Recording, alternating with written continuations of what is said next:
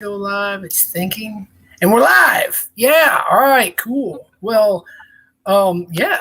Kofi couldn't make it tonight, and I am James Wulfgar of Wulfgar Weapons and Props. And today is Lowering the Bar with Wulfgar, and I have some amazing guests on with me today. I'm going to let them tell you about themselves while I share this out to everybody because we don't have an opening. Fantastic. You want to go first, Sunny? Yeah, I am Art of the Tinman. That's my cosplay name. I was an artist in the cosplay community and in the con community for several decades before I got hardcore into cosplay. So I'm still Art of the Tinman. I've never really come up with a better name, but I'm known collectively as the Tinman. It's true. And my name is Gina. I go by Venerable Cosplay. And I have been doing cosplay for, 3 years now. And I'm also an artist. And I love every minute of it. That's us. Yes. All right. So we love doing it together. Yes. So how did you get started in cosplay? Oh boy, it's a long story. I mean, I was always a person who just loved Halloween, loved dressing up, was in many school plays, church plays. So for me, it's just it was that natural progression of just being a comic book artist. My whole lifelong dream was to be a comic book artist. So I just wanted to become the art and not just have it on the page and not just hide behind a Comic-Con booth all the time as I have for decades. I was like, no, I want to get out there with these guys. I'm tired of hiding behind the table. And so for me, that was just a natural transition. And I just kind of translated most of my 2D flat on paper skills into 3D building large, complex robot costumes out of trash, mostly trash. Yeah. So the found item is what we like to call it around here. But trash also works. Trash is no nice. Exactly. It's perfect. It's perfect. That's why we save everything. Okay. So how about you, Gina? How'd you get into it? Actually, my sister is the one who got me into it because I started watching Walking Dead way late in the game. And she was like, hey, you want to go to this Walking Dead convention? After it was the last year that it was actually popular. And I was like, okay, I'll go. And so I came up with this costume of I wanted to be Lucille the Bat. So I made myself into Lucille and Jeffrey Dean Morgan freaked out. And I was like, this is the best. I was like, there's so many cool people here. There's so many interesting things to do. And it was my first con and I just basically never stopped. Yeah. You really didn't stop. I knew you probably I met you 2, 3, 4 months after that. But then by the time I had met you, you'd not been cosplaying for less than a year, or for over a year. And you had something like 60 different costumes or something. You hit the ground and just poof, took off. So I didn't know that your first costume was Lucille the Bat. And when she says bat, she's not talking about a flying bat. She's talking about Lucille the barbed wire bat, right? Yes. Yeah. I wrapped myself in jewelry wire and made it look and I was all bloody and I painted my whole body to look like a wooden bat. Okay, so what was your first costume, Joe? Boy, I mean, if you really want to throw it back to something homemade, it might have been Donatello the Ninja Turtle when I was 8 years old. But my first hardcore official cosplay that I probably sunk $500 to $1,000 into might have been Star-Lord around the time the first Guardians came out, just because I really identify and love that character. I love the Guardians, and that's when I met a lot of the cosplay community, and I definitely put a ton of effort into sewing my jacket and making all the props out of foam and just building it all myself, making my own baby Groot, and just going every single detail for a totally homemade production and not just phoning it in with a Halloween from Spirit Cosplays. Which there's also nothing wrong with at all. Right. But I know what you mean on the spending, going, maybe not spending a ton of money because that doesn't have to be, but going all out for a costume, right? Being all right, cool, I'm going to drop all of my knowledge and skills on this. I think I did Edward Scissorhands 2008 or 9, and that might have been the first one I wore to a con where I didn't feel silly and I was like, yeah, I should just wear something. It might have been Edward Scissorhands. So okay, cool. Yeah, because you've been going to cons for a while just as an artist, right? Since probably 97, 98. Yeah, way back when I was a lad. So I've always been going. Yeah. All right. Well, that's cool for origin story. So Yeah, for as long as I've known you, everybody calls you Tinman. Like, has it always been? Obviously, it's your name, but has it always been what you go by? Yeah, last name. It's basically a derivation of my last name, and it's just heroic. Like, there's a lot of artists in the '90s that were like Madman, or so I just thought I'd be the Tin Man from Wizard of Oz. I do have a certain affinity.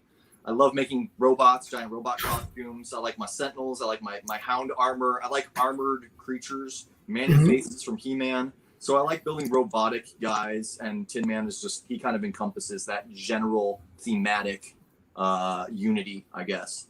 Yeah, I mean that makes a lot of sense, right? I love. Speaking of, I love your many faces from Man at Arms, or from not Man at Arms, but from He-Man. You guys both did He-Man group, and it was a gigantic He-Man group. Tell me about that. Oof. Well, like, how'd that come about? That was I incepted a dream, if you will, from my childhood days. The first toys I was ever into as a 4 or 5 year old kid. You know, I'm an '80s baby. Same. So all the figures. Same. I always wanted to make a He-Man cosplay group. I didn't think it was possible because some of them are so complicated and so difficult. They're giant, huge, larger than life characters, and I'm like, if I could ever put that together, and I knew it would take me years and years of meeting the right people who would care enough to make something completely from scratch. You can't buy any of this stuff in stores. It doesn't exist. So I knew it would take the right people, and I just happened to ask maybe 20 or 30 people, and then we had about 60 people show up for that day of C2E2, and it was incredible. We filled those escalators. We had almost every single character represented, obscure characters. We had Scareglow. We had every big hitter in the community had a character they want. There was no arguments. No one wanted to be double up. We had every She-Ra character. So that was my dream. I pretty much organized and ran the group and got the DJ to play the He-Man theme song. We had J-Worm out there doing Prince Adam with his silly laugh and his mug. A lot of couples tuned up and just like put awesome costumes together, and everything was just beautiful. Like, there was no slackers going on that day. And I couldn't be happier. Like, that was my lifelong dream, and I made it happen. And it took so many of my friends' help to accomplish, It was so funny because I didn't really know you guys super well yet. Yeah. And Joe's like, you want to be in this group? And I'm like, yes, I want to be with like these super cool people. I want to be in this group. I'm like, and I kept like showing them every step of the way. I'd be like, look at this tail now, because I had this huge peacock tail. And I'd never made anything out of foam before. It was, like a huge. She didn't take the Wulfgar foam workshop like I did. Yes, exactly. That's where you messed up. Exactly. See? I'm like, See? you guys take the No, I don't know that you need it. Now Like, I know better. like we talked about earlier, like you just hit the ground running and just went like skyrocketed on just costume after costume. And then you also make a lot of costumes for your kids too, right? Yes, I do. So tell me about that. Like, do you make more costumes for your children or for you? For me, definitely Okay. for me. But I like to include them as much as possible. Like, Joe and I both include them. Yeah. Like, the four of us, like, we brought them to the zoo, and the boys were wearing dinosaur costumes because they've got a dinosaur thing going on, just like on a random Saturday or Sunday, I can't remember. Yeah. But so not a cosplay event whatsoever, just like, yo, you guys want to wear some dinosaur costumes? Exactly. Yeah, all right. And we do a lot of, stuff like all together, because I think it's really great for the kids to experience so many different people. Yeah. And sure. And I think it's making them more mature, and it's making them more well-rounded. They're very, very patient in general, and they love doing it. But I think it's because I've been bringing them for so long now. I'd be bringing them in this huge stroller.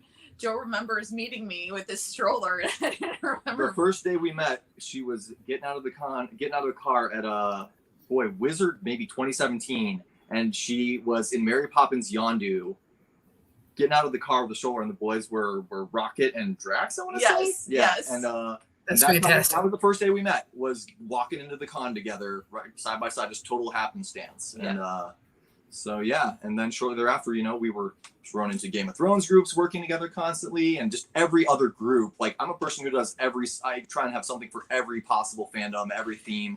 I've done hundreds of characters, and she is always way ahead of me. She's just got relentless creativity. And now we're doing it like every single weekend. We're basically planning a new shoot. We did Tank Girl last weekend. We 1910s Georgian cosplay soiree croquet game this weekend. It never fails. We have a costume for whatever event comes up, and we just. You know, I have noticed that. Could hope to match. I have absolutely noticed the fact that I'm like, what are they doing today? Like, it's just crazy, which is fantastic. I mean, it's crazy in the best possible way, right? To the point of it looks like you guys. Every time I see pictures of you guys out in costume or in those big groups or anything, it just looks like you're having a blast.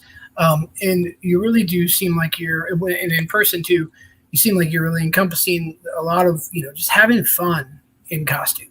Right, which to me is a lot of what cosplay is about. It's a lot of things to a lot of different people, but having fun is normally up there for almost everybody.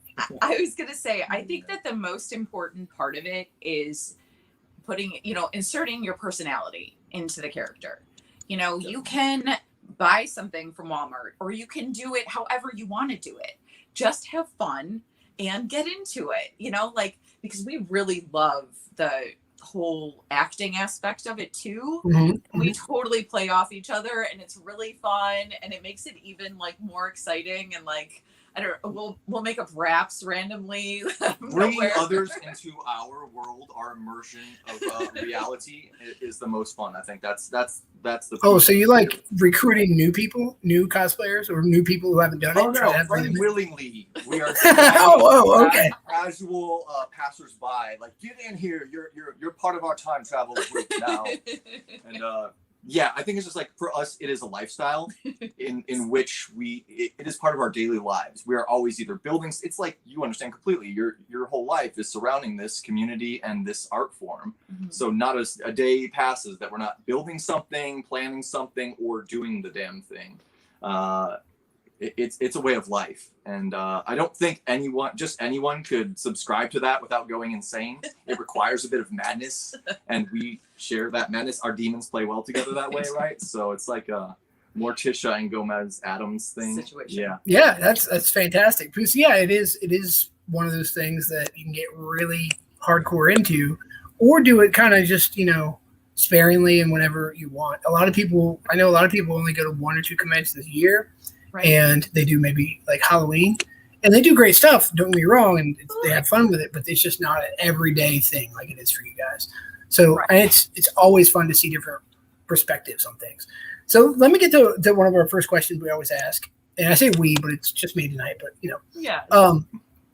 What throughout all the cosplay that you do, or building that you do, what's one of your favorite tools, or what's your favorite tool that you use?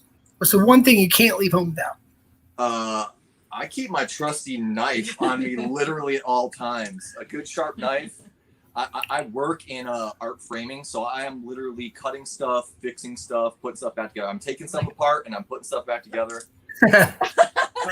Did you? I gotta ask. Did you just pull a screwdriver out of your pocket too? Was that on top of that? I keep it on me all the time, just because a man should never leave home without a good knife at his side. Honestly, I ascribe to the old ways of knightly code, and I keep a lightsaber at my side at all times. Lightsaber at your side. Does that mean that when there's a puddle, you'll take off your shirt or whatever and throw it down so she can walk across it? Chivalry still applies. Yeah, there we go. I want to see that. I want to witness that happen. Yeah.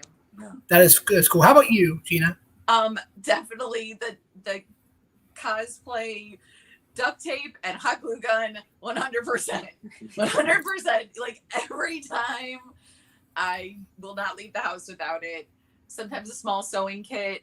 It really depends on what it's made out of. Yeah, safety pins. It just depends on what definitely the cosplay is made out of, because if it's zip ties. Yeah. Sure. So those all are awesome. And it sounds like you're constantly cosplaying and out on the field. And those are your repair kits. Do you have any other tools that you have in your shop that you're hey, I'm so glad I bought this? Maybe not your favorite tool, but a really one that you found that's super useful. I mean, you can't go wrong with a hot glue gun, a heat gun. I do a lot of work. I like my heat gun. Dremel, a grommet puncher. I do a lot with Chicago screws. I like little fasteners, 2-sided fasteners. Chicago screws are amazing. Yeah. Those have saved my life many times. I guess those are the real hacks, I would say. If someone's getting into cosplay, those are the things you should try and pick up a bunch of, just because you'll always find a use for them, you know? So. And for sure. And that's what some of the show's about, just lowering the bar, meaning, you know, hey, if you have any tips or tricks or things like that. And I mean, you bring up a really good point there with Chicago screws. And I don't think we've talked about it on the show so far. So can you describe what more or less what a Chicago screw is for everybody? Yeah, so a Chicago screw is like, there's various, you can pick them up at any Menards, any Home Depot, and they're just two-sided screws that screw into each other. It's like a male and female end, and you can, I pretty much combine different elements. So I just built we did a Batman Returns shoot recently, right? And I was putting all the armor layers onto my boots and my cape, and just, that way you don't have to tear stuff apart or glue anything or use like rare earth magnets, because those all kind of failed. You can't go wrong with a simple machine. They don't fail. They get the job done. They're not going to come unhitched with movement. They are rock solid, and they're so easy to put in and take out. And that's actually a really good point. You can put them in, take them out, and it's not like gluing where you're just done. You're perfectly stuck. Yeah, I like modular cosplays because I repurpose a lot of things. So to have like a different plate of armor, a different shin guard, I can unscrew and reattach to a different set of boots. That saves me from buying hundreds of boots, or messing up. Yeah. That's a really, really, really good point. We also use them a lot for hinges, right? So you can, because they kind of turn, and same with any bolt or screw. But that's a really good point, because when you're doing as many costumes as you are, crap, man, that you can't just buy new boots for every costume, right? Yeah, I try to find multiple purposes to justify the purchase. When you're spending $30,000-$40,000 a year on cosplay, like, you try and cover a couple bases so you can future-proof things. Like I buy a boot that I can use for, Batman, Kylo Ren, Darth Vader, Han Solo. Like, that way I can just kind of change it up. I don't have to have character-specific boots. I can just throw some spats on it, add a layer, and you're the next move on to the next character. Yeah, and comfortable too, right? Like, you got to make sure that it's worth spending a little bit extra money. Yeah. I've also found I love that porcelain clay. I make a lot of like our creatures that we use as props and stuff out of that, and it's amazing. You just use like the underlay of wire, and you can make pretty much anything out of it, and I think it's super fun. Really? Yeah, I don't hear that very often, so that's really cool. Can you describe that a little bit more when you say porcelain clay? So it's called porcelain clay, and and it actually it hardens faster and it hardens better than the other clays, which are kind of more delicate, and it actually like keeps its form better, I think. Does it air dries then? Yeah, it's air dry. Yeah, so let it dry for a couple days, and then you can paint it. It turns out beautifully. Because when we made a whole bunch of Dejara characters because we did a mashup. We did the holographic chess game. Yes. On Millennium Falcon. I printed out the backdrop. We built the whole set. We shot a whole movie. And so we were building all these critters. Yeah. She did a way better job than I did. But we were sculpting them, and we tried several other types of clay, and this was just the best one we determined that wasn't cracking or falling apart with the wire frame. So we could move them and articulate them to some degree. Without it breaking apart, and that's what I was going to ask too. So, I mean, I know a lot of people would use something like foam clay because that'll harden. You can move it with amateur wire or armature wire in it. So you could do the same kind of thing with porcelain clay. It's just a little bit more rigid. Yeah. Okay. I wouldn't probably use it, because I know a lot of people use the foam clay to like fill spaces and stuff like that. Sure. I probably wouldn't use it for that. But if you're looking to build like eyes on something, or because I did teeth and eyes for the tank girl, I made the little koala, her buddy. And when I was putting that all together, it worked beautifully. It was just perfect. So it's just a really nice option. And it's not any more expensive than the other clays. And I love it. I mean, I can't stop making. You got real into sculpting this year. We just kept making more and more critters. We built the Wampa. Well, you built the Wampa, the Rancor. You just kept going. I saw the Wampa. I haven't seen the Rancor. I got to pay attention. Get on your page more. Oh yeah. We have a TV show. You have a TV show. Tell me about the TV show. Take it away. Okay, so I'll just give you kind of the origin story of the television show. For sure. So our dear friend, Orby Cosplay, was hosting the Casbys, and he led Steve Ormans. Yes, and he led initially I was just going to be his co-host, and then I was, Joe and I started dating, and I was like, I want Joe to do it. And he's like, yeah, let's have Joe. And so it was like awesome. We did the co-host thing. Yeah, we co-hosted. And so we had the Dianaga. We were going to give away this one award, and he's like, we should do a show where like we have like Dianagas and stuff, and like they're and I was like, yes, I was like, I'm 100% down. Let's do this. So then we like kind of changed the idea to what happens is I'm his wife, and I am washing the dishes, and I get bit, and my ring falls down the drain, and I get bit by a Dianaga. And so every time I get wet, I turn into a Dianaga. If you're not familiar, for the uninitiated, the Dianaga is the critter that they find in the Death Star trash compactor in Star Wars. Yeah. Like tentacled, Yes. monocular squid guy. Yes. And so she transforms into that squid monster guy. Yes. It's actually probably my favorite costume that you've ever made. I mean, the trash compactor monster from Star Wars. Yes. So a lot of people don't know what the name of it is. Yeah, it's Dianaga. Yep. Wow. When I saw that anybody cosplayed that, and then I realized that it was you under it. It's amazing. It really is amazing, the fact that you were so creative, and it looked like you had taken, like newspaper and a bunch of other stuff and kind of. How did you build the Dianaga? The first one. Have you built multiple since you now are got one? like 4 now. Yeah, Okay. Yeah, we have a baby because we don't want to give away the plot. Oh, okay. Has it not aired yet? Only the first one. The first episode you can find on Facebook under My Dianaga Wife. That episode. Yeah. Okay. So check it out. Yeah, it's super fun. It's hilarious and weird and fantastic. Definitely our wheelhouse. Yeah. But yeah. The weirder the better. Yeah, totally. Yeah. And so the way I built it was, and we had talked about doing like an obscure characters group. Yes. But there were so many things going on. Like a lot of people didn't have time to do it. But I was like, well, I'm going to make the Dianaga because I've always been in love with the trash monster. I don't know why. I just said, And so I just got like a piece of, cardboard, and I put another piece of cardboard on the top. I got a little plastic, like half ornament, and I painted it all. I glued it all together, and it looked like the eye. And I like glued all this other stuff on there. Then I had this big box, and I put all this trash on it, from my house. Yeah. And screwed a backpack into the back of it and put a hole in the top so that I could, move and articulate it while I walked.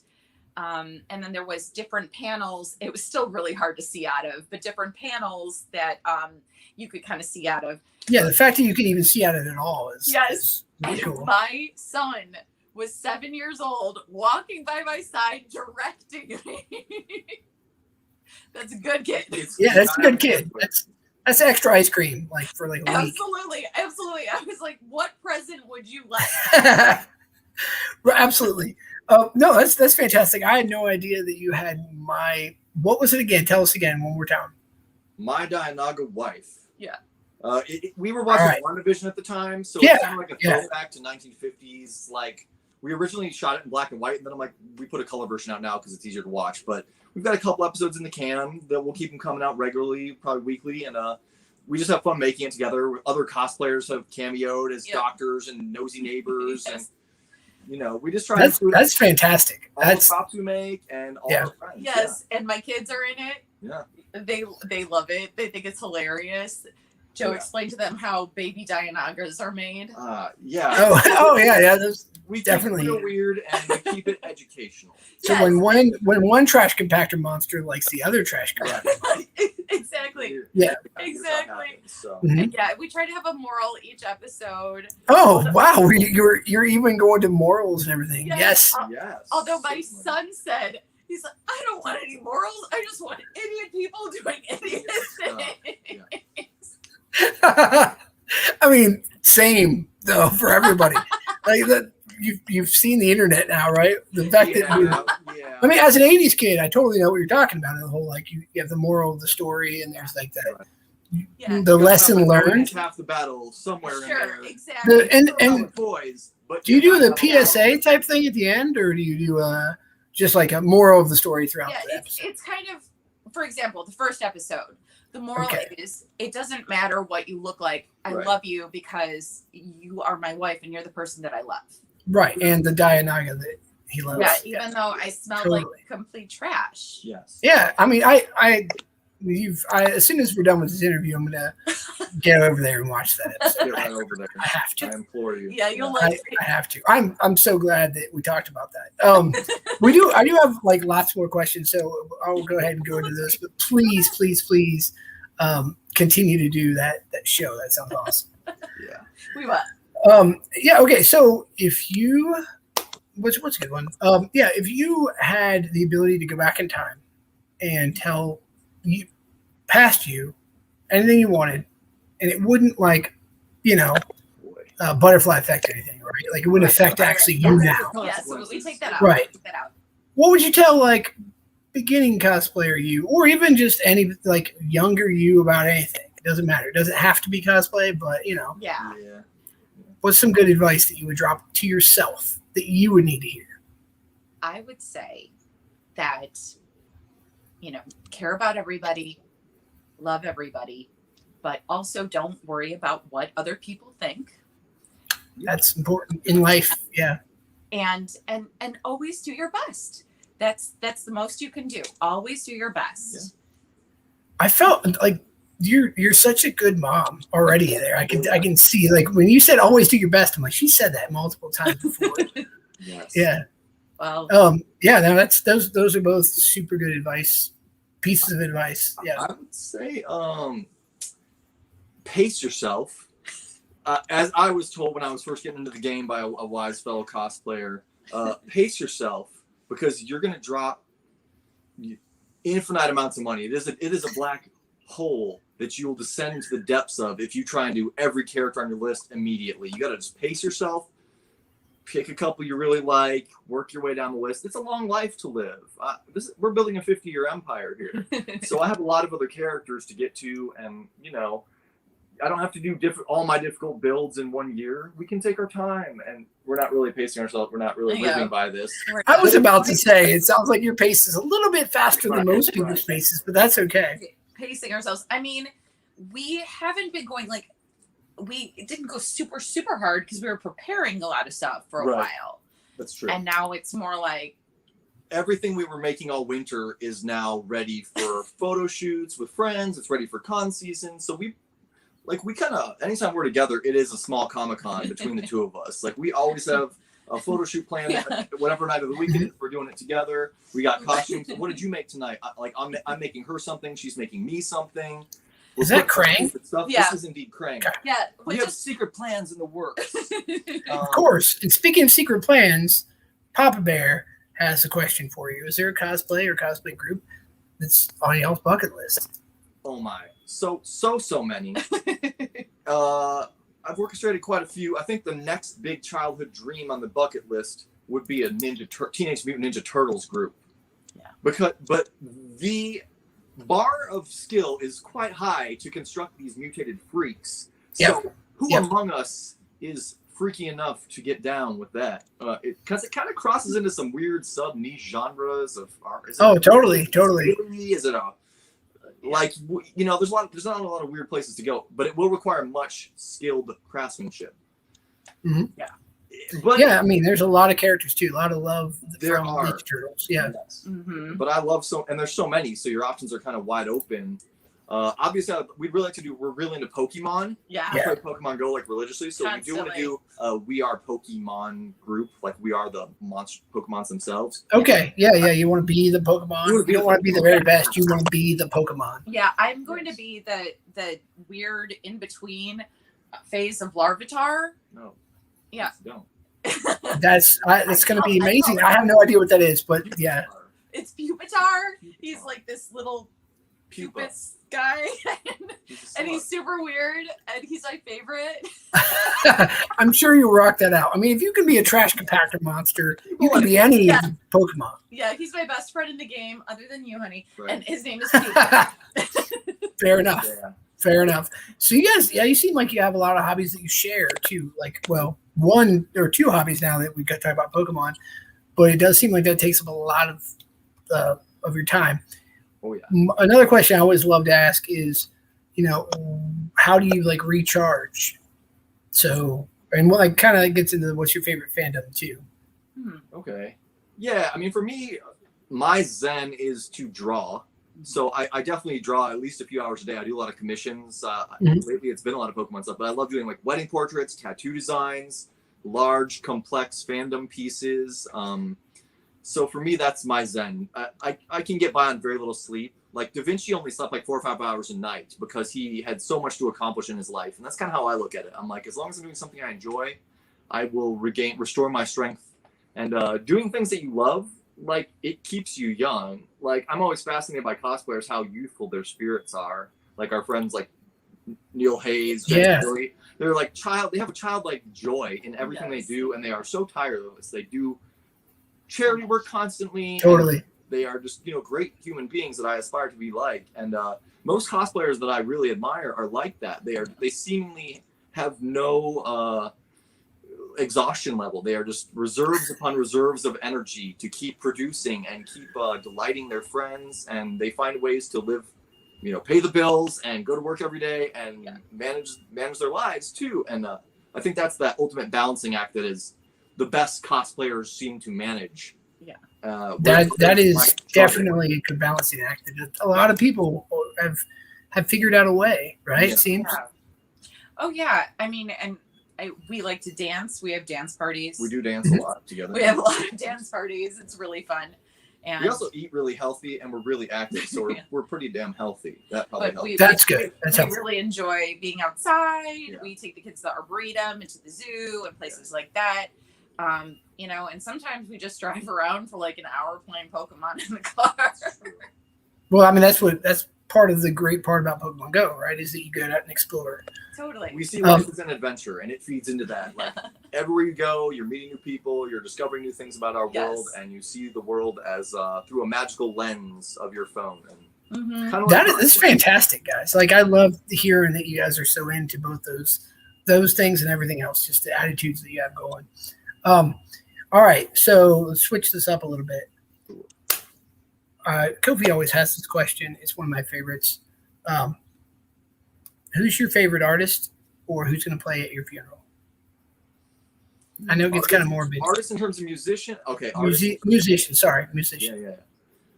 Boy, I always thought about it like, so I heard on Conan O'Brien's show, back when Conan O'Brien was on TV. Sure. You got to pick the song to which you stroll out onto the stage, right? All right, yeah, that's actually a good question too. A little bit less morbid. Yeah, just a little less morbid. Sure.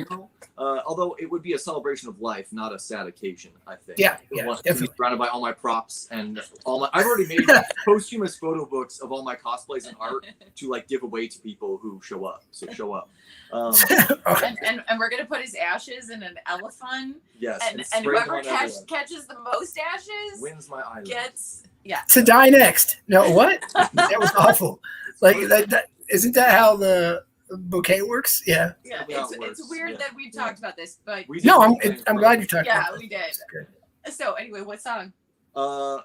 Probably Weezer, Only in Dreams. Oh. That is like my getting ready for like high school prom song. That is like my showering everyday song. It is like one of those songs. That bass line is so good, and it just revs me up. Dude. Weezer Blue. I have burned through like 5 of those laser discs in my life. I love them. I love Weezer. I haven't thought about that song in years, so that's cool that you listen to it all the time. Yeah. Underrated.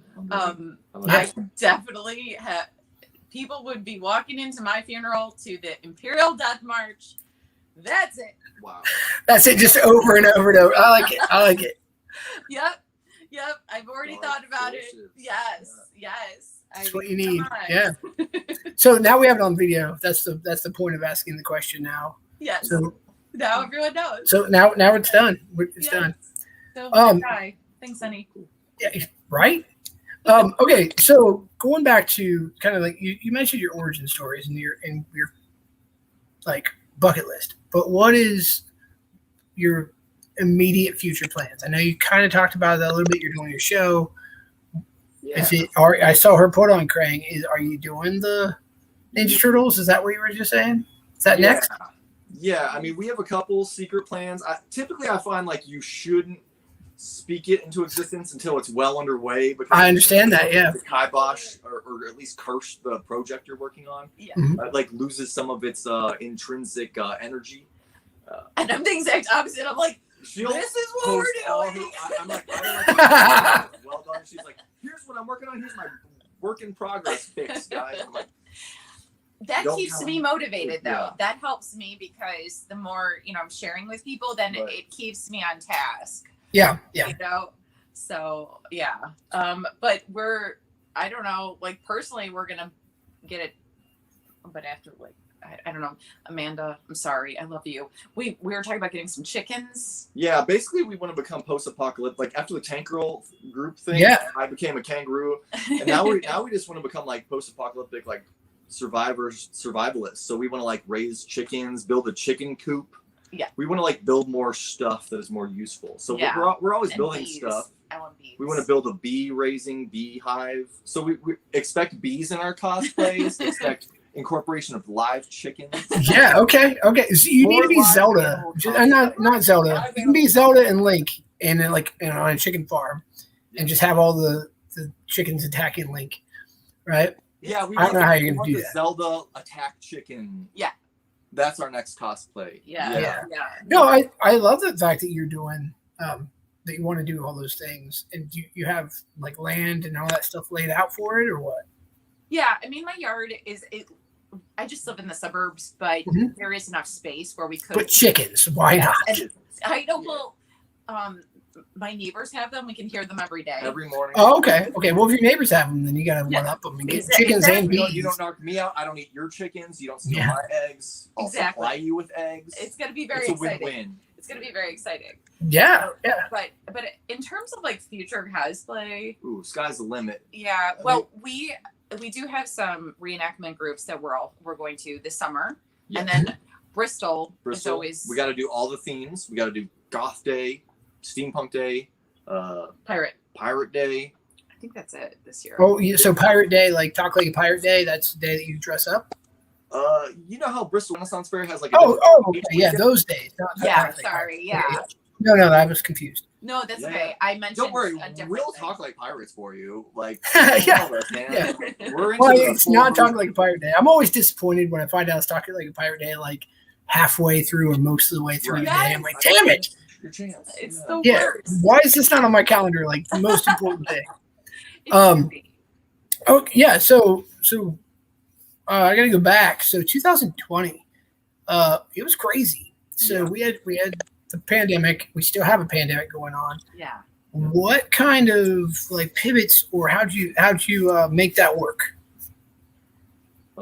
By creating our own reality between the two of us that did not depend upon the outside world whatsoever. Exactly. I mean, that's a good plan. That's exactly. And we've had so much fun doing that. Right. Right after the pandemic started, I think for the first couple of months, both of us were like super good about like, we're staying home. We're never going to leave the house again. Sure. And then when the weather started improving, I started doing a lot of photo shoots and, tons of different costumes because I was bored. You cannot be stopped. You want to keep making cons. You want to keep making cons happen. Oh, and I'm glad it sounds like you kept going through it, right? I talked to a lot of people, and myself included. I've backed off a lot on making my own costumes, for example, right? But you just kept going. I think I did 30. Yeah, 30, huh? That's a lot of costumes. In general, that's a lot of costumes. That's a lot of costumes for any one person to own ever, not just to do in like 1 year, right? A year without cons, and you still cranked out that many. Yeah, totally. Yeah, I did a few less in 2020. I mean, I still did a lot of small group type things, just like little, I turned to Wizard World, did a shoot. I did like a Bill and Ted thing with some friends, We just did a little small batch stuff, just little photo shoots. Yeah. Nothing too crazy. And, I was living like alone on an island pretty much all summer, actually. So I just... You were dressing up. Recovered my health, but I was dressing up. I was doing like Cobra Kai cosplay videos. And I just like to make And movies. land sharks.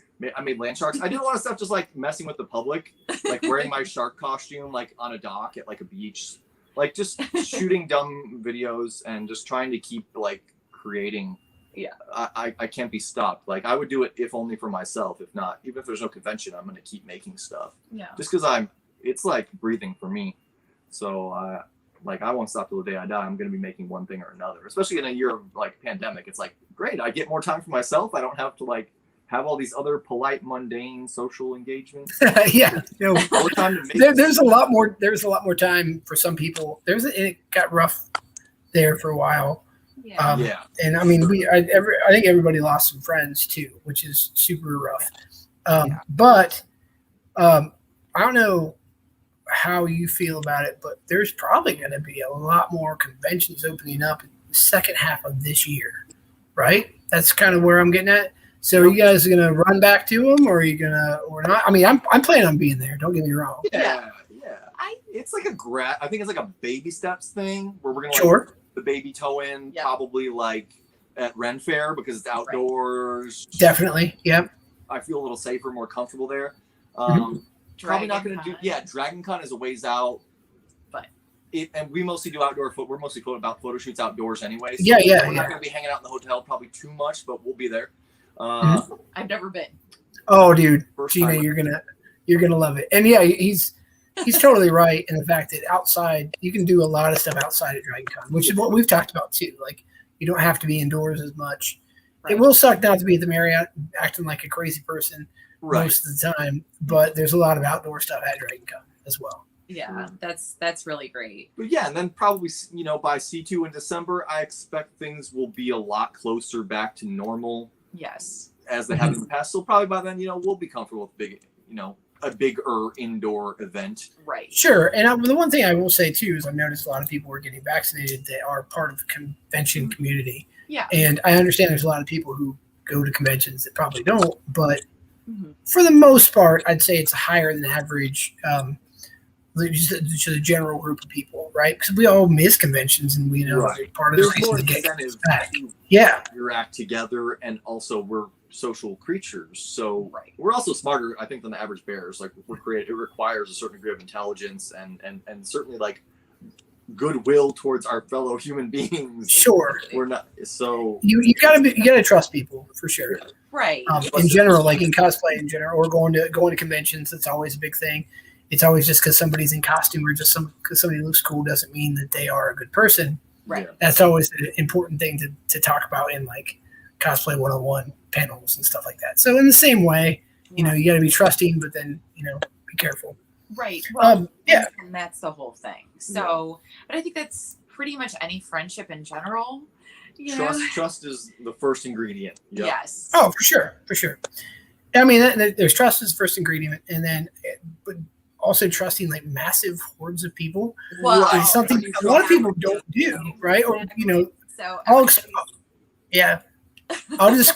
literally describe like conventions and like going to, a major like the Marriott at Dragon Con, right? And I mean, during non-pandemic, I'm not even talking about the pandemic. I'm just talking about the fact that there are people who can do some terrible things and cause panic, and there's a lot of people there. So I'm really happy that for the most part that's okay. I mean, obviously there's always horror stories, and when you get that many people together, that's cool. But in general, it's like going to major football games, stuff like that, where there's too many people going. Sure. You always have to kind of be aware of your surroundings as much. Oh, for sure. Yeah. And aware of other people's surroundings too. If you see somebody who's dressed like the garbage monster from Star Wars, the trash compactor monster, you gotta make sure that they can you're not gonna walk into them, right? And speaking of, you guys both you wore that at Star Wars Celebration, right? Oh yeah, every day. Okay. Yeah. So Star Wars Celebration was like up in Chicago this last time. Yes. Or whatever it was. That was my first Star Wars Celebration. Mainly because it's, for people who don't know, it's all over the nation, or actually all over the world, and it is a crazy time. You mentioned, Joe, have you been to other Star Wars celebrations or no?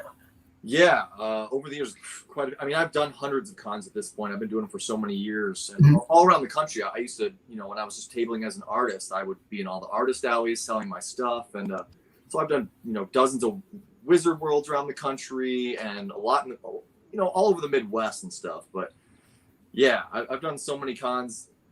I lost track long ago. I mean, I've lost track of the number of cons. I have a list of cosplays I've done to keep track of that. But yeah, all the Yeah. Do you have any idea how many costumes you have? Yeah, I think I'm at about 115 right now. I have a list here by. Do you have a list right in front of you? I love that so much. By year, a list, and yeah, I think it's like 115 official. I mean, I've got smaller costumes that are more closet cosplays and stuff, but sure. Yeah. I thought you counted mine. Didn't you count them? Oh, I did count yours up at one point. She's got to be over like 200. You're way ahead of me. Yeah. But, yeah, and she started like 3 years ago, something like that, right? Yeah. I just really enjoy it. Yeah. Well, and actually, that's how we started hanging out again. Was we were going to do a photo shoot, and it got canceled. Yeah. For Star Wars at Brookfield Zoo. Yep. Yeah, and then you do a lot of the movie premieres, right? Have you guys done? Oh, yeah, we always did those. So like Yeah. every DC movie, every Marvel movie, Yeah. we would get all the crew together at It the was super theater fun. and take pictures with movie theater goers. Yep. Right, and again, that seems to be part of what Joe likes to do there, which is involve the normal people, the muggles, if you will. Oh, I like to call yeah. Oh yeah, no, Yeah. and I'm a huge fan of that as well. I will pretty much run around like a lunatic. Yeah. Yeah, I mean that'll work. That does it. And people, that's part of the best part about like Dragon Con and C2E2, and I mean Wizard World, all those places. When you're walking to and from, and when you're kind of out afterward, you might have some type of costume on. Just seeing other people's reaction, they aren't expecting to see like I don't know Han Solo walk through the door or something of that nature. Yeah. That sense of wonder is like the main appeal for me, creating the magic for those who do not expect it. For instance, last weekend we were at a tank museum. So there were a bunch of battle tanks from World War II and Vietnam. And there were tons of prom kids doing their prom pictures. There was like a wedding. There were, old grandpas walking around, old soldiers. Yes. There were tons of kids. And I was dressed as a kangaroo. And then she had giant missile. Bra. It's a missile bra. And, yeah. There were all the other tankos there, and they're like, "Hey, can we come get our prom pictures with you guys?" Like, yeah, man, come on in. Yeah, because they probably thought you worked there, right? Maybe. I don't know what they thought. They were flabbergasted. Yeah, they liked it food. though. Yeah. Everybody liked it. Yeah. But it was Armed Services Day. It was. And There were so lots of soldiers I was around. kind of like concerned. I was like, "What are they gonna be offended?" No, those old they men loved her very much. Yeah. Yeah. They were not delighted by her. That tends to happen. So yeah, actually, you brought up a really good point there. That you ever see? I know I've done this a couple times. You'll see like a location. You're like, "Hey, this is fantastic!" Like a tank museum, and then that's got to be why you did It's tank. the gears right? turning for sure. I'm like, what can I do here? And you need to always be thinking about that in life. Anywhere I go, I'm driving around, I'm like, oh man, that was like a rusted out, nail filled metal tetanus factory. I can't wait to get in there and get my Snake Plissken on in there. Let's schedule a shoot with all of our friends. Let's invite them, get our tetanus shots. Let's make it happen. So, make it happen. Yeah. And then you got to get in and get out sometimes too. Which, by the way, I'm not promoting. I love the gorilla style. Being dangerous. I'm not. Yeah. Also, do me a favor. Are. Yeah. I'm definitely not a rule follower. I mean, don't get me wrong. I've definitely done some things that, in the name of cosplay that I probably shouldn't. Right. Yes. But I'm not saying that you should. Put it that way. Like, that's not a promotion. We're not telling anyone else what they should do. No we're just saying that we. Right. It's better to ask forgiveness than permission. That does tend to be the case. However, I want to mention one thing. I've heard way too many horror stories about train tracks for multiple reasons. So just do everybody a gigantic favor and stay away from train tracks. And it's not from what you're thinking either. It's not like a train's going to come by and like hit you, which of course is always an option and always something that could happen. Yeah. But it's really that they're like fiercely patrolled by like even helicopters and things like that sometimes, and not even so much patrol, but just like you will get in a lot of trouble. I think federal trouble for messing with them. Yeah, it's a big deal. So a lot of cosplayers they'll go out there, they don't know it's a cool train track, and you always see people with like models and everybody else on train tracks. don't. If you have an option of going to some cool location or a train track, take the other cool location. Now Yeah. you just your Thomas the Tank Engine. So Oh yeah. Yeah, I mean, either that or there are some places that are like literally decommissioned and it's fine, but just figure that out. Yeah, the right? Illinois Museum, Mhm. my train museum. Yeah, I used to bring my kids there for Thomas the Tank Engine Day.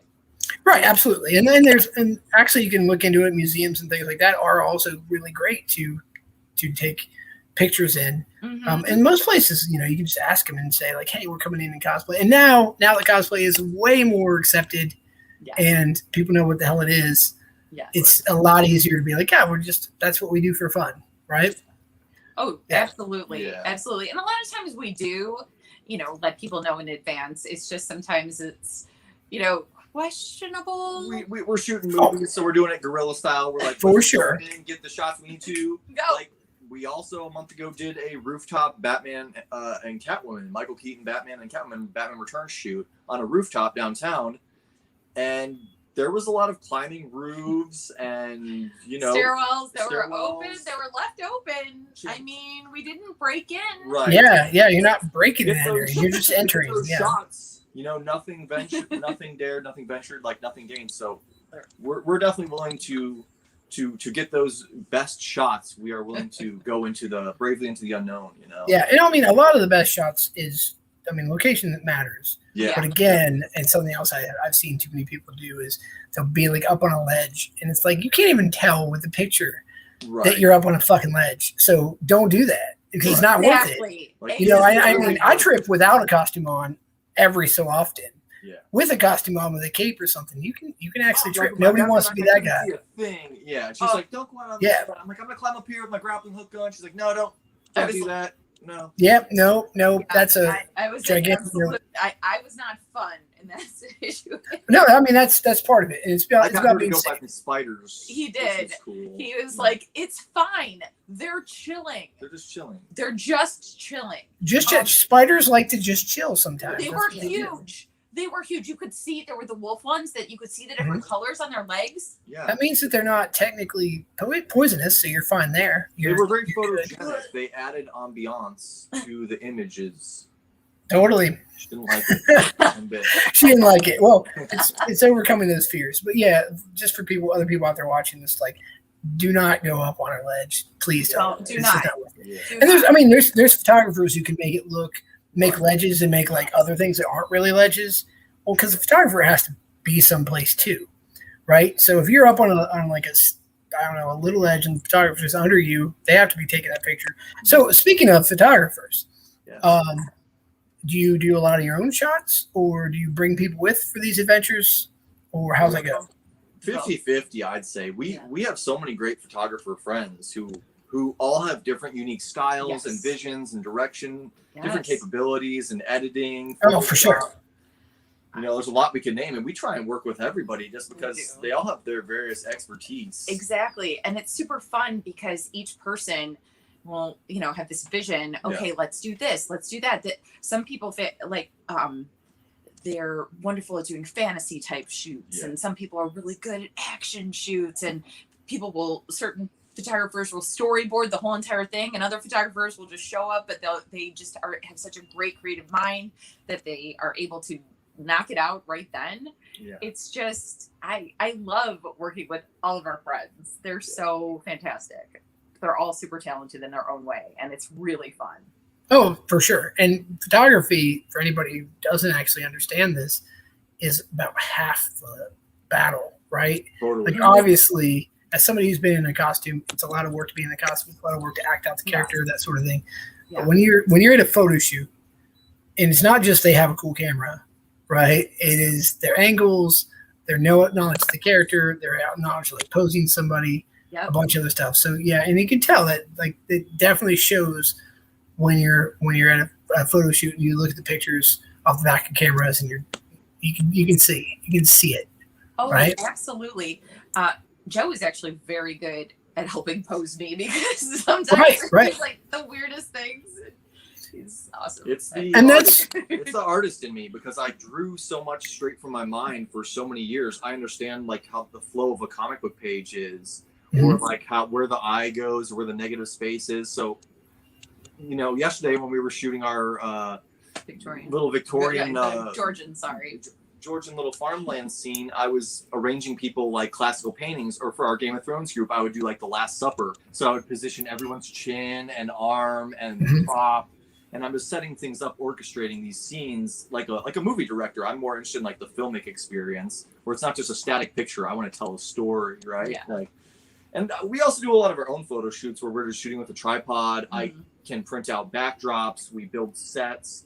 So that's kind of cool too. I think being able to see things from the photographer's point of view makes me a better cosplayer, and being a good cosplayer makes me a better photographer for other people. It's kind of like a give and take. I could definitely say that. It's just more experience, right? It's and knowing characters, right? Knowing your character, like would Batman like do that? Maybe not. Maybe he would, right? Yeah, maybe don't make that. Dancing the Batusi, what? yeah. Or there's a lot. Yeah, there's a lot of that too. And it's not to say that you can't make it your own either, right? Which I think a lot of people who don't understand cosplay completely. A lot of people think that we're just trying to mimic some characters, and that's not always the case, right? Yeah. Have you ever? Yeah, go ahead. I was going to say, I used to love being Cersei Lannister so much. Yes. Because I could really put myself into her personality. I was like this horrible person, but also like funny and like, like I could laugh with people and make them laugh, and they would leave the place that we worked saying, "You made me like Cersei Lannister." I wasn't nice to them. I was just fun and funny in a way that was still consistent with her character, but definitely threw myself into it too. Like when I've been Ace Ventura. Yes, I've seen your Ace Ventura. Yes, it's just super fun. You just like run. You get to be a maniac and roll on the ground and do whatever you want, and it's loud. So, out of all your characters, what's your favorite and why? Oof. Top of the head. You can't think about it for a while. There's so many. Okay. She just referred to this. We worked at several bars 2 years ago during the height of Game of Thrones, right? And that was like our main jam for quite a while. Game of Thrones was huge. Oh yeah, for sure. We got a lot of paid gigs. We were doing like Bulls halftime shows, Cubs games, a lot of bar promotions work. So for me, it was being the Hound in this giant metal suit. I getting to swear at people. People were buying me drinks. Just getting hammered. We were both pole dancers at this one club for quite a while. We got real rowdy and just completely immersed in the character. I have never been so deeply entrenched in the mind of a character than the Hound. And at Ren Fair too. I'd be hot, sweating like crazy in the like 100-degree heat and plate mail and chain mail, and it was worth it because I'm like, people just get such a reaction out of that character being brought to life. And and you're also like 20 feet tall. Yeah, and I'm gigantic. I'm like 7 feet tall with the costume on. So that really kind of brought it to life. And I mean, everybody loves the Hound, right? I don't see it. It's the guy you kind of love to hate. Some of y'all are playing villains. Yes. We're actually like generally pretty nice people. So us playing villains is really funny. Yeah. I know sometimes when I'd be done playing a villain, I would like have to decompress by laughing for like half an hour and just joking around and being just super silly because I was just this awful person. You gotta learn how to be nice again for a second, right? I think my probably favorite cosplay is the Dianaga because it was just fun and different and unexpected, and like people definitely did not think that I was inside that. No. Garbage. Oh yeah, I had no idea that was you, right? Like I saw it and I'm like, wow, that's super creative. But then of course you don't ever think, oh, the person in there is somebody I know. Yeah, you're just pretty lazy. Like exactly. It's most definitely not going to be a pretty late. Oh wait, there it is. Yeah, there she is. No, that's awesome. The Dianaga was a fantastic costume. Yeah, that was my favorite, I think, and I'm happy that we're using it now. Yeah. Now you're making an entire web series is what we're calling it, or a TV show? Yeah, it's a web series. Yeah, web series. Each episode is only 5 to 7 minutes long. I'm so excited to go watch it. Honestly, it's gonna happen. Yeah. So what do you think? Is there getting more back to the advice thing? You guys have seemed like you've done so many different things. Genres, different types of costumes. You've done costumes that make you taller, all that you can't see out of. Yeah. What are some of your like go-to pieces of advice? Like always have this on you, or just hit me with random pieces that you've figured out. Certainly hydrate. Yeah, I was gonna say that and have water. Like it's kind of like the Batman mentality for me. When I'm like, it's all about 99% preparation. Like we're preparing for contingencies for things to go wrong. So yesterday, it's having safety pins to hold the costume together. It's just having all the tools you need in your toolkit on your person, like having a fanny pack so you can have your contact solution ready to go. You got to have those things that will keep you alive. Yep. Right. Because we do long troops. Like we don't stop and change.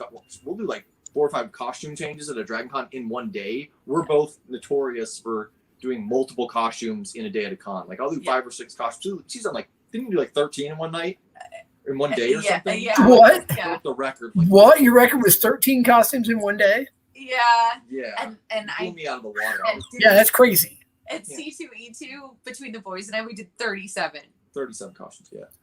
So you just had, it was just you and the boys in like your room or whatever, right? So you were trying to change them, get them in going. Yes. So wow. My pieces of advice is, yes, like you were saying, be prepared. Yeah. So the way I always do it, if I'm doing like a big thing like that, is in advance, I have everything day by day in bins, the order that it goes, they're all together. Yep. Everything's ready to go. I still bring the giant stroller. And if I know we got to change in the bathroom, I have all that ready. I think I always try to bring snacks too, in addition to water, because sometimes I'll see like a friend who looks very... Keep your blood sugar up. Yes. Yeah. They look like they need something. And I'm like, here you go. Have this, have that. Soccer mom. I think the most important thing though is try not to stress it, because sometimes things run late. Sometimes you can't make it to a certain place in a certain time. Don't worry about it, because you're just going to make yourself miserable and upset. Yeah. I say just try your best and have fun. And that's the main thing. Yeah. Yeah. No, and also prep like nobody's business, like you were just saying. Wow. Yeah. Yeah. Wow. That's some crazy preparation. You have to. Yeah. You have to. And I was in the masquerade, so I had to get all of that ready and change back into a costume from another costume, and it was nuts. Yeah. But the best part about talking to you guys so far is just like how excited you are, right? And how much you guys seem to really, really be enjoying what you're doing with costuming and cosplay and all that. That's fantastic. I love seeing that. I see that a lot with people that I have on the show, but it's really like standing out like mad with you. So that's awesome. Oh, it is our reason for living. Yeah. Yeah. So going along with that, do you do anything like commission wise for people, or do you just stick with your own stuff? I have done commissions, yeah. Mm-hmm. Obviously, I do like drawn art, but I've gotten quite a few prop commissions over the years too. I made a full Kylo Ren for a kid. I make costumes for my family. I made a whole Quicksilver costume. So I do, like, if the right person asks me or a friend, like, yeah, I'll definitely make some for them. I love to share my love of costuming, and if I can get friends who are new to it or not so into it, like I roped my cousins into being my booth babes. Yeah. Coming to cons with me. Anybody, like, right. 4 versions of Han Solo. Which one do you want? Like, I always try and drag my family into it and to do this stuff with me, and I've been pretty successful. But yeah, in terms of commissions, like I love making stuff from scratch, whether it be foam or sculpting. So that's fun for me, definitely. Yeah, I don't usually do commissions. I mean, I've done art commissions over the years, but I usually will just help someone work on their costume. Right. I think that it's great if you can get together and do it together, because I'll ask for that too. I'll ask Joe to show me how to do something so that we can learn more. Mm-hmm. I think like we have like a cross pollination of skill sets. Yeah. She's a better seamstress and I'm a better kind of builder. And sure. And then it takes a team, right? Yeah. So we build things for each other a lot. Yeah. We'll stay up all night building things for each last other. week we were up all night, like every night, and we both knew we were suffering horribly at work the next day. And I'm just like, she was sewing me a kangaroo head, like putting like a goatee on this kangaroo, and I'm like, I gotta stay up all night building those missiles for her. So like we both stay up till dawn, and we text her at like 5 a.m. like, it's done. She's like, yeah, mine's done too. I'm like, all right, we're good for the photo shoot. Cool. In 2 days, yeah, or no one problem, day. no problem. Yeah. Oh, it's always got to be pretty close to Of the course. end, right? Of Yeah. course, absolutely. We always do our best work under pressure, and we're both totally nocturnal creatures, so Yeah. that helps a lot. It does, and we both kind of have the same energy where Yeah. we're like, okay, go, Right. go, we go, both, we go, both go, work 9 go. to 5. We both work 9 to 5s, come home, and immediately go until 3 in the morning. We're building stuff, so that helps. It's really That is awesome, right? And that's the way you get all that done. Exactly. I know. Get her done. Yeah, I've definitely personally slowed down a bit from, in 2020 and everything else. Just about don't get me wrong, I'm always working Of course. with this, but they're still always like, the new Netflix Castlevania, which is still on my list to watch. I gotta watch that. Do you guys watch stuff while you're building? Is that a thing? I do. Or no? Oh yeah. It's way more enjoyable to watch something Yeah. while you're building. Okay. So yeah, we watch, WandaVision. We always watch everything together. So we watched, Falcon Winter Soldier, Jupiter's Legacy recently. Yeah, that was pretty good. Yeah. Yeah. That's a really weird one because Jupiter's Legacy came out as a superhero movie. Everybody kind of wanted to think that people would talk about it, and then it's like, all right, that's neat. Bye. Right? It wasn't like a big hit like The Boys or like Umbrella Academy, which were phenomenons, and that I loved and that we can't wait to do cosplays with more. But yeah, it's just like I love Frank Quitely's art. I love the comics. For me, a lot of my fandoms come from comics. I have tens of thousands of comic books. I still buy them weekly. So for me, it's like I want to do all those groups, even if they're more obscure. And I like doing the whole smattering of pop culture, whether it be a TV show that's hot at the time. So for WandaVision, we're like, let's do every era. So we bought Vision's costumes, we bought the 70s costumes, the turtlenecks, and we did every single one of those. And then we did the classic Vision Halloween. The Halloween one was the best episode. I loved it. So. Totally. So that was really fun. Yeah. So would you ever consider doing WandaVision cosplay at a convention and just changing 6 times? Yeah. Is that one of the things you're gonna do? Absolutely. Yeah, I would not many other people would do that, right? But I could see you two being like, oh yeah, we're just doing WandaVision today, and it's the morning you start off. Yeah. Oh yeah, the kids could be involved. It'll be great. Yeah, that's a great idea. I'm gonna keep changing them too. It's gonna be you. You're the only ones that are gonna be able to do or would do that normally. That's awesome. Boy, maybe come Wizard or C2. That'll be what we do. That's a the great days. idea. Yeah, that would be super fun. That's nice about us having all this stuff now. It's kind of all in preparation for whenever the next cons do come back. Yes. We just wanted to have stuff, for our own enjoyment. And right. If they come back in 6 months or a year, hey, we've got more we can wear. Oh, for sure. It sounds like you some more real weird, obscure stuff that isn't even really necessarily cosplay. Yeah, the weirder the better. Yeah. Yeah. I've already told Carol, so I can say that. Yeah, go for it. Yeah, we're gonna do. There was this video, in the 1970s, 60s? Yes. Where there was a whale that got exploded on a beach. And it totally destroyed all these cars. And we're going to build a giant whale. We're gonna build a whale. And we're gonna have a huge group of people, and we're all gonna play different people that were in that video. Yeah, we like large scale stuff. So yeah. We built a tauntaun for a Ice Planet Hawk photo shoot. We built a giant tauntaun for us to ride on. We attached to my snowmobile and drove around the lake. I did see that. I saw that one. That was fantastic. Yeah. Question that just came up to my curiosity, I guess. Where do you keep all this stuff, or do you destroy it afterward? We both have large basements. Yes. Yeah. Okay. That probably helps. Yeah. And I have a large storage area in my garage too. Yeah. And so thank goodness, but I feel like I need a shed. Right. Now. We need a whole separate house just for all our cosplays. Yeah, but you gotta have it air conditioned, right? Because that'll mess up some costumes. Oh yeah. You got to spray them down with the vodka. Storage is a large debacle when you have hundreds of cosplays and large suits of armor and large creatures. Yeah. Though. Yeah. Creatures. Yeah. I mean, when you were talking about tauntaun, I'm like, where do you keep the tauntaun, right? Wherever it wants. wherever it's going to go. Yeah. Well, the Tauntaun is going to make an appearance in my Dianaga wife Right. too. Yeah.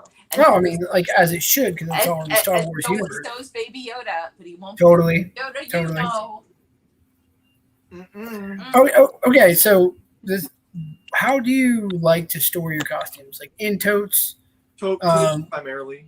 Yeah. Okay, and then what do you do to like prep them? Do you put a thing of a dryer sheet in there, or do you do something else? Vodka. Yeah. Vodka? Yeah, vodka.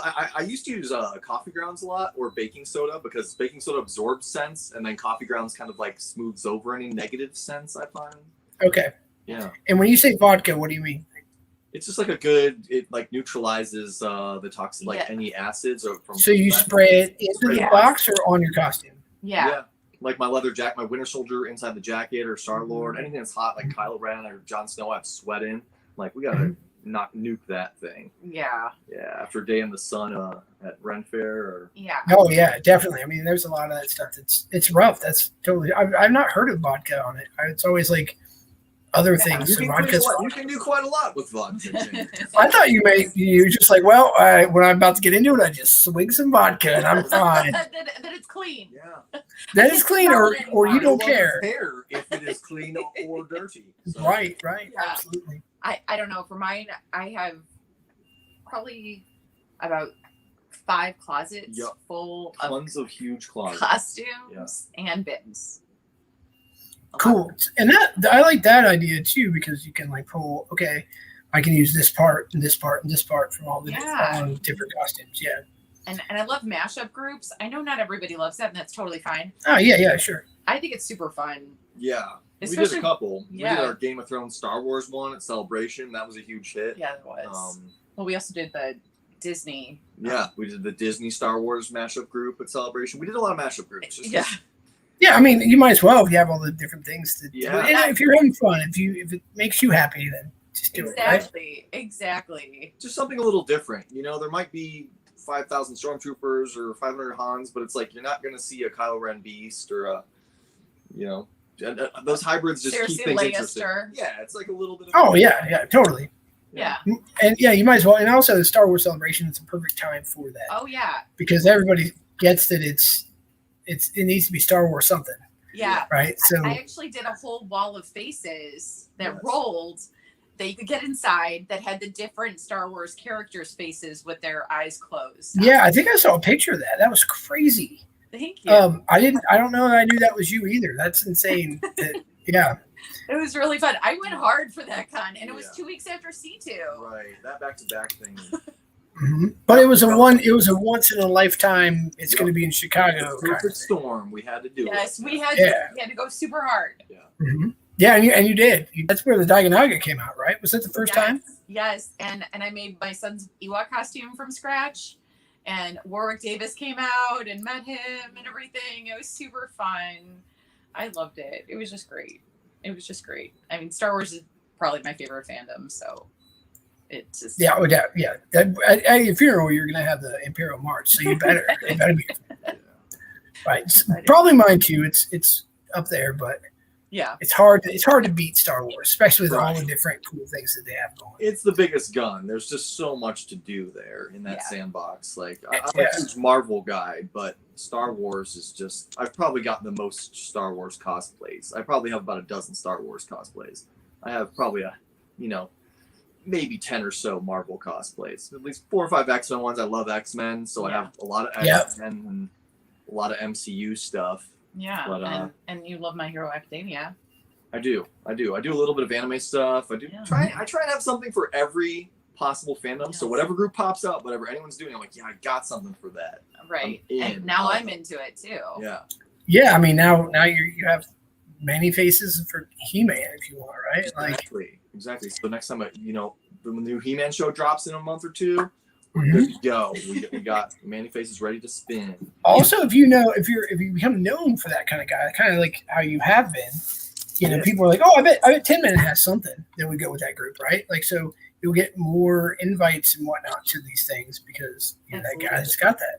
It's good to be versatile. It's good to have modular costumes, and it's good to always have something for any occasion, because you can get an invite the night before something goes on, or or 2 days before. Yeah, that's usually normally you won't get those, but if you're Tinman, you do, because people are like, he's probably got something, right?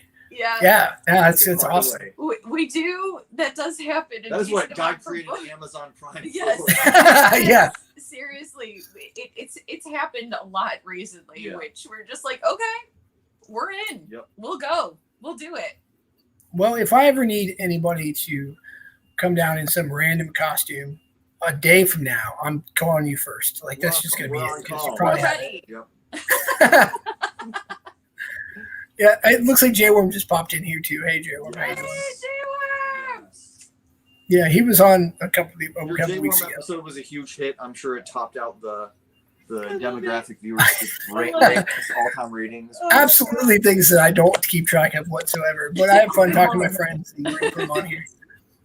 That's awesome. So again, I guess, I mean, not again, but thank you so much for being on here. We were about 15 minutes over. I actually have to go watch my kids because I'm single parenting right now. My wife's on vacation, so I'm super excited for her too. But they're in bed. They're probably good, but I want to go check on them. And we're an hour and 15 in. Thank you so much for stopping by and being on the show. I really enjoyed having you on the show. Can you tell everybody where we can find you and where people can follow you more? Yeah, you can find me at Art of the Tinman. Instagram primarily. I post really good stories quite frequently of all our cosplay adventures. I'm really into filming stuff. So Art of the Tinman on Instagram, SoundCloud, Facebook. Check out my art, check out my cosplays, check out my podcasts. That's about it. Yeah. Art of the Tinman. And Venerable Cosplay on Instagram mostly, because a lot of the other stuff on Facebook I kind of just keep to myself. But also check out my Dianaga wife on Facebook. Yeah. It's hilarious. It's weird, but I'm not sorry. No apology. So where can we find that? I actually need to go look that up. It's on Facebook, my Dianaga wife. It has its own page. All right. Own page. It's its own page. Okay. Cool. We'll keep them coming. Yep. Yeah. Cool. Yeah, you got to keep those coming. I'm sorry, we've broken the news here, so it's gonna happen. This was the big announcement. At least to me, anyway, right? Like, other people probably all knew about it, but I was like, oh, what? The what? Okay, let's go. Yeah, let's do it. Let's do it. Yeah, I love those kind of things. Yeah. We want to make merch, even if it's just for us.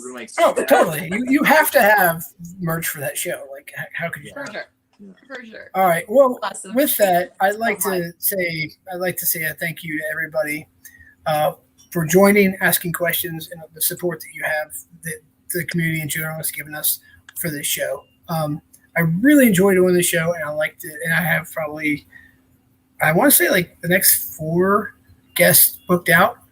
So it was really cool to be reached out to by a few different people, and I want to continue to reach out to people. So if you have somebody that you want to see on the show, or if you want to be on the show, let me know. Contact me. Just wulfgarweapons@gmail.com, or just hit me up on Facebook. And this is also going directly to both Facebook now and then also our YouTube. We're trying to build our YouTube. That takes a lot of work as well. So this is going to be on there if you want to share it out to anybody. But for the next 4 weeks, we have 4 of these, which is we do one every other week. So it's going to be a while, but then I'm still booking people out that far. And I'm very much excited to continue to do this. Really, I don't really have a plan in stopping lowering the bar with Wulfgar. It's just been a lot of fun. And again, thank you two for being on here with me. And we do. You're amazing. You're amazing. We have so much respect for you. You're amazing. And thank you for all you do to keep the community together, man. Yes. You do good work, and you're a definite organizer and builder of so many fun experiences. Yeah, and a wonderful friend. Thank you. Yeah. I try to do my best, and a lot of it is just networking with people and getting people connect. But yeah, with that, I will see you guys in 2 weeks. And again, thanks for being on. Thank you. Thank you. Bye. Take care, guys. Ciao.